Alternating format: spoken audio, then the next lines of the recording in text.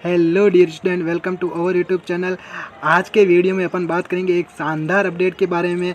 Staff nurse की एक और वैकेंसी के बारे में अपन बात करेंगे, पूरा ऑल ऑफ डिस्कस करेंगे। क्या इसकी असेंशियल क्वालिफिकेशन मांगी गई है, फॉर्म डेट कब से स्टार्ट होगी और लास्ट डेट इसकी क्या रहने वाली है, और एप्लीकेशन फीस के बारे में बात करेंगे और कौन कौन इसको अप्लाई कर सकता है, उसकी एग्ज़ाम सिटीज़ के बारे में अपन बात करेंगे और ऑफिशियल वेबसाइट के बारे में भी अपन बात करेंगे। और एक और इम्पोर्टेंट, इसमें आपकी सैलरी रहने वाली है 8th लेवल पर। आपकी जो भी SNO की सैलरी होती है उसके लेवल की ये सैलरी रहेगी आपकी। बहुत ही शानदार वैकेंसी रहने वाली है। चलिए इसके बारे में अपन पूरा ऑल ऑफ डिस्कस करते हैं, तो थोड़ा सा भी स्किप मत करना, लास्ट तक बने रहेगा।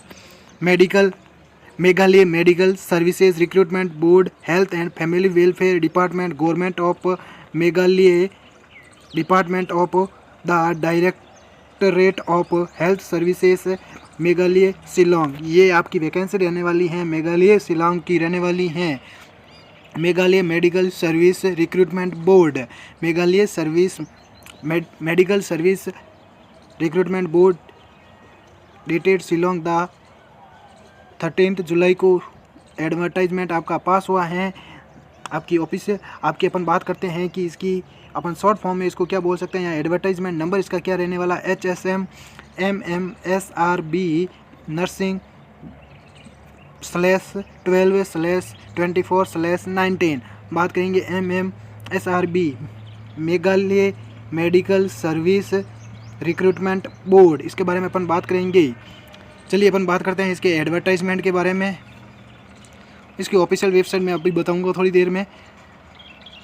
Advertisement, online applications are invited for the following post under the directorate of health services Shillong from individuals who are benefit citizens of India for the post mentioned below in the scale pay as indicated against and as per the terms and conditions of the advertisement। India जो भी candidates हैं India के, वो हर एक India का candidates eligible है इस form में। यहाँ पे साफ साफ इन्होंने कहा है सिटीज़न ऑफ इंडिया, इंडिया का सिटीज़न होना चाहिए, वो इसके लिए अप्लाई है। चलिए अपन बात करते हैं डिटेल्स और पोस्ट के बारे में अपन बात करेंगे।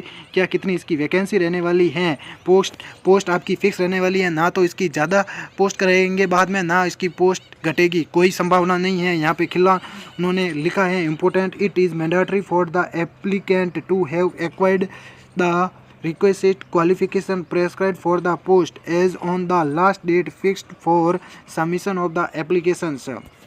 चलिए अपन बात करते हैं स्टाफ नर्स। स्टाफ नर्स आपकी पोस्ट कौन सी रहने वाली है। स्टाफ नर्स की आपकी पोस्ट रहने वाली है और इसका पे स्केल क्या रहेगा, लेवल 8 पे आपकी सैलरी दी जाएगी। शानदार वैकेंसी है।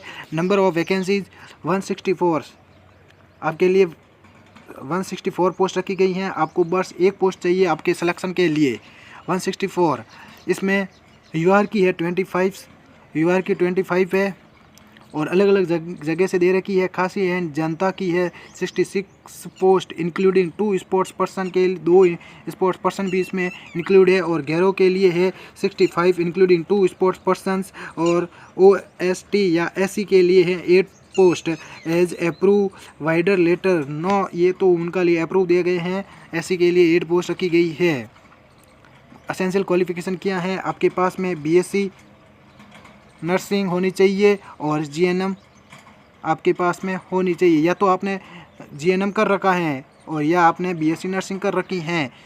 उसके लिए क्या है, BSc नर्सिंग या general nursing midwifery GNM from recognised institute by Indian Nursing Council. Applicant should be registered under Meghalaya Nursing Council. Applicants should be registered under Meghalaya में आपका रजिस्ट्रेशन होना चाहिए। अगर आप वहाँ पे रजिस्ट्रेशन करवाना चाहते हो तो करवा सकते हो और इस फॉर्म को अप्लाई कर सकते हो। बहुत ही अच्छी वैकेंसी है, इससे मिस मत होना।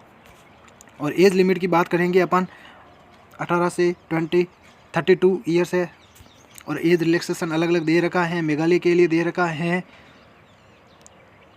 ये देखो, applicant should be registered under Meghalaya Nursing council MNC में आपका रजिस्ट्रेशन होना चाहिए। मेघालय नर्सिंग काउंसिल में आपका रजिस्ट्रेशन होना चाहिए, क्योंकि UR की पोस्ट हैं।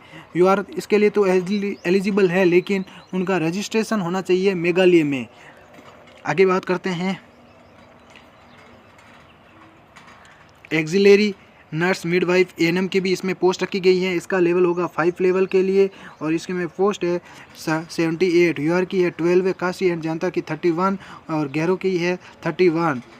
OST या SC की है 4 post. Auxiliary nurse and midwifery certificate from institution recognised by Indian Nursing Council and registered under Meghalaya Nursing Council. Auxiliary nurse and midwifery certificate होना चाहिए आपके पास में। एएनएम का सर्टिफिकेट अपन बोल सकते हैं। Axillary nurse midwife and midwifery में उनका सर्टिफिकेट होना चाहिए। कहाँ से होना चाहिए? Under Meghalaya Nursing council MNC में आपका सर्टिफिकेट होना चाहिए।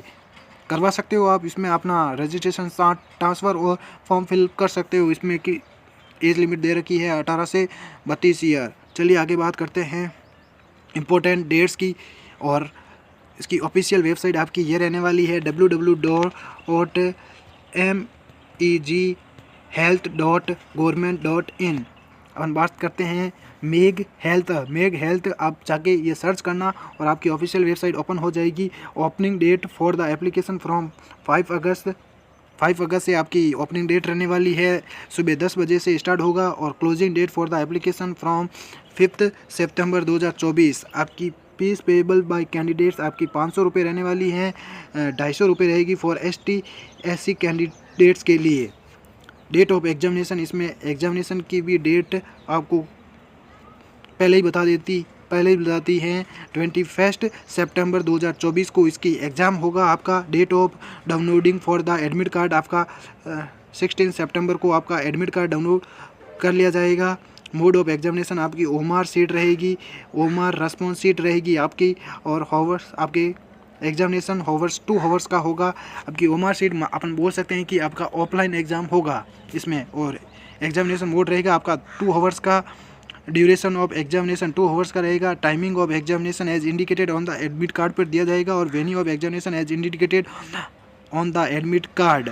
Declaration of result to be intimated later in the website में आपको डिटेल कर दिया जाएगा। और उसकी ऑफिशियल जो भी ईमेल आईडी है इनकी ये दे रखी है। और date for physical verification to be initiated later in the website में आपको बता दिया जाएगा।